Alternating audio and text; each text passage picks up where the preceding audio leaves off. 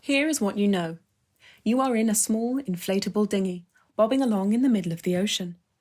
You don't know which ocean you are bobbing in, and it doesn't matter, because you've been here long enough to know that when it comes down to it, all oceans are just massive puddles of death with no end.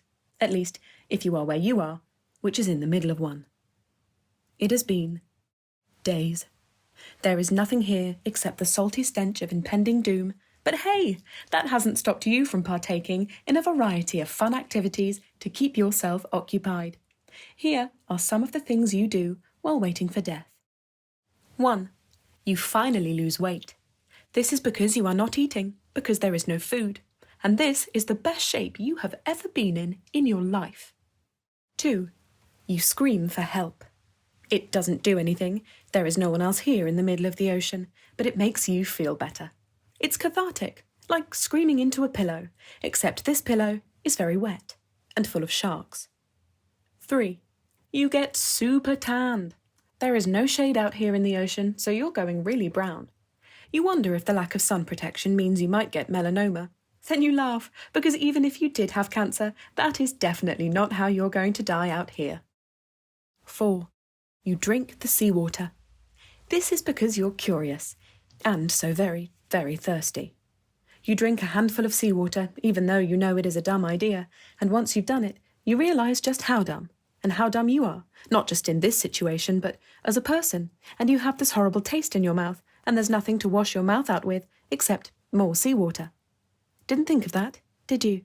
No, because you're dumb, you make poor life choices, and you're an idiot. Do better next time. 5. You try to eat a plastic bag.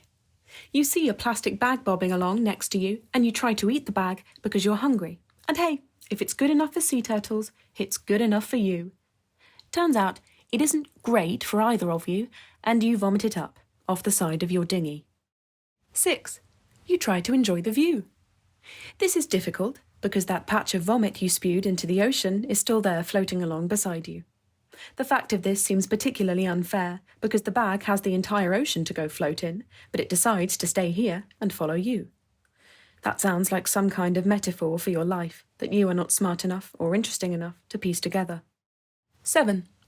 You begin to starve. Your ribs are showing and you are vaguely aware that you are dying. This is still the best shape you have ever been in your life. 8. You begin to think about your shortcomings.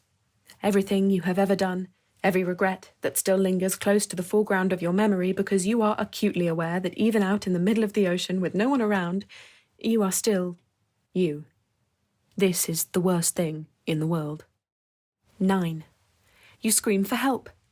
For real this time. It still doesn't do anything. 10. You try to befriend the floating vomit bag. However, when you reach out to it, it dissipates, and a sea turtle snatches the undigested bag from the surface and swallows it. This makes you sad. Even alone, adrift in the ocean, you are still a bad person. 11. You don't come to terms with anything. This is not television. You are not a psychologist. You are not Tom Hanks. You have no volleyball to befriend. You were in the middle of the ocean, and you're going to die out here.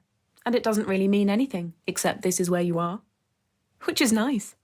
You can't be a bad person, because that doesn't matter anymore. Nothing matters. And it's oddly perfect.